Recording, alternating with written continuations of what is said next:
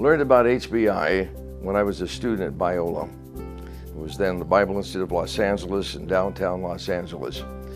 And actually, it was through meeting the founder, Paul Gupta, who was there as a student with his wife, Maitri, and their children.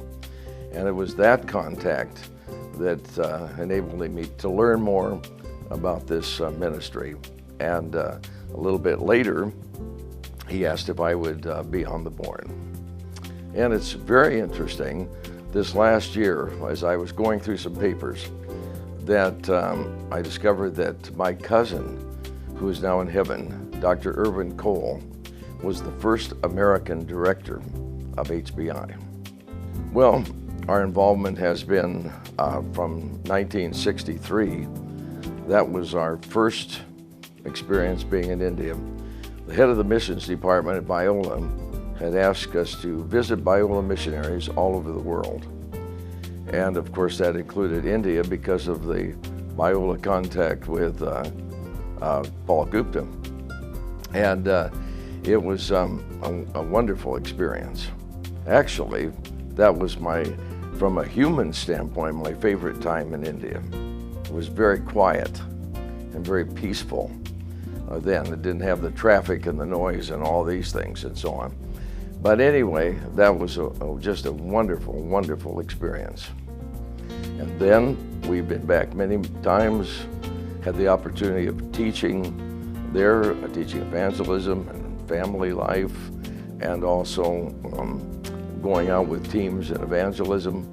And it's been just a fantastic experience. And then we've also had contact with some of the graduates of HBI who have been used of God in just an amazing, fantastic way.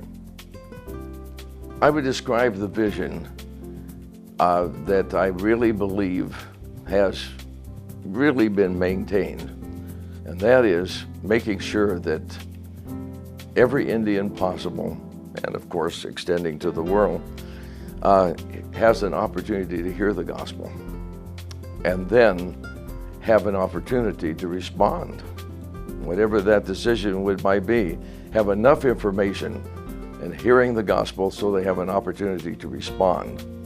And then, if they do respond, trusting Christ, then to get them into a growth situation and into a church, which would be a worship center where they can worship the true and the living God. And it's a wonderful, wonderful thing. And I think there was one period where maybe I would say the vision was lost, but I think it was waning a bit.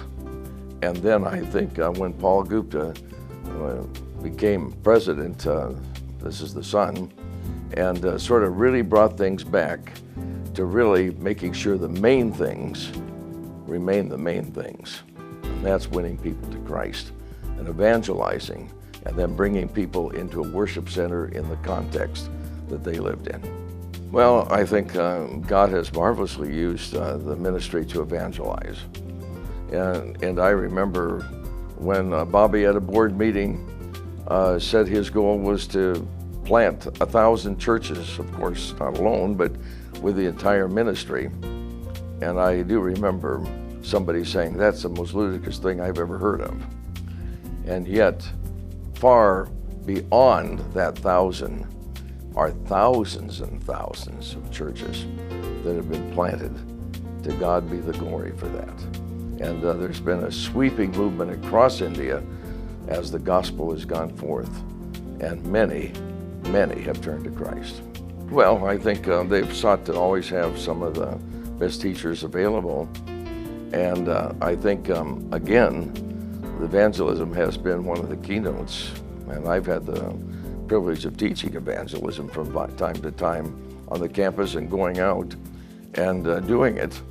I've always said to every class that there's certain things like swimming you can't teach by correspondence courses.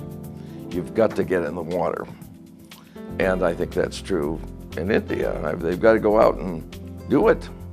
And then I think, of course, discipleship. That's the Great Commission, go and make disciples of all nations. Not just have somebody make a decision for Christ on a street corner, but get them involved in the context of a worship center where they can be nurtured with fellowship and all that God has for them in the Church of Jesus Christ. And then, after that, a real discipleship process. And of course, discipling people is bringing them to a point of maturity. And of course, the ultimate goal is to be more Christ-like. Well, I think there are many ways, as has been mentioned, certainly people praying about it. I think also learning more about the ministry, of course, is very helpful. You know, it's got to start with knowledge and then go beyond that. And then I think the opportunity of investing in the ministry. And when people put their treasure somewhere, their heart is there too. And I think, of course, there's great opportunity with the regional centers, and then we've had the privilege of supporting orphans in India through the years, and the need is unlimited. But what a blessing for people to be able to actually see a church constructed. We've planted some certain church, actually the buildings in certain places, and I think some of the greatest thrills of my life have been going and dedicating these churches. Many, many wonderful stories where the enemy has tried to tear the church down, and again and again the anti-Christians trying to tear it down, and then maybe one of the pastors decided that a well should be put into the village, and then provide water for Hindus and Muslims and everybody, turn the tide. And I'll never forget going to dedicate this church. Just walking past a Hindu temple and then seeing that little white church with a red cross. And then seeing all these people who had been tearing it down, literally, in attendance. Many of them coming to Christ that day. There's no question that we're to invest and we're to have our lives count for that which is eternal. And without any question, we have to all be involved in that which is temporal, and that which is going to pass away. All of us. You know, and I thank God for people that build buildings and sidewalks and roads, but I certainly would never want to look back at the end of my life and think that I invested my life completely for that which is going to burn up. I want it to really count for that which is eternal. So that's the bottom line. We want something that's going to last forever. And I'll never forget our son, who has also been very involved in India, taught there. The longest we've ever stayed on the campus is probably, I think, 3 or 4 months. But the thing that he said one day, he had a job with an engineering firm, and we never thought he was going to be going into Christian work.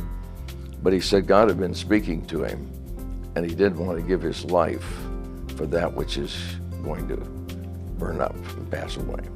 He wanted to give his life for that which is going to last forever.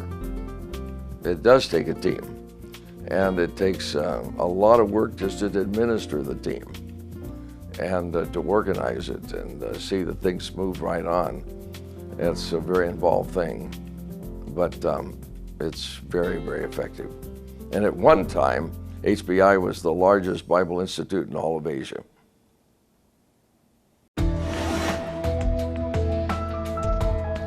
If you know of a ministry that we need to know about, please give us a call, 888-641-8606, or take a look at our website, revelationstv.org.